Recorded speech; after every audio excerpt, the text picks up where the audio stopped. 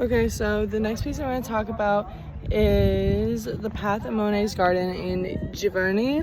The city and country of work is Giverny, France, and the specific location that we saw it at is the Belvedere in Vienna, Austria.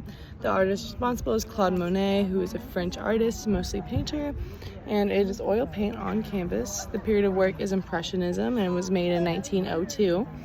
The historical relevance is that it commemorates the house that he and his second wife settled in just outside of Paris, and that house has become an iconic art history site because it's where a lot of his work was inspired by. He's very well known for his natural landscapes and things, and a lot of them were made in that area, especially that house in his later period of life. How long it took to make is unknown, but most likely not that long. And this work is important because it really encapsulates Monet's style as an artist, like I said, with the focus on nature, which was very typical, especially in his later time in life. It has a very vivid color palette, which was very key to the Impressionist era and Monet himself. The defining characteristics are that it's a big, long path lined with purple and orange flowers on either side, and it's a shady path that leads into almost like a canopy, like arch of trees in the distance.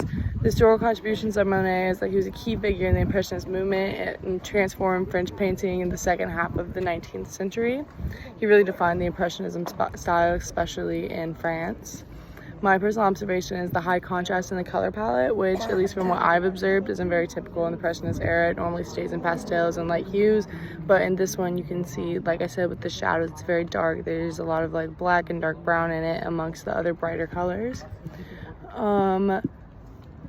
I chose it because it stuck out as definitely Impressionist with the other pieces within the time frame. Here's Brooklyn. She can say hi. There's Brooklyn. But there was a lot of other things within the time period that were neoclassical and romance, and this one was very distinctly Impressionist amongst them. Really stood out.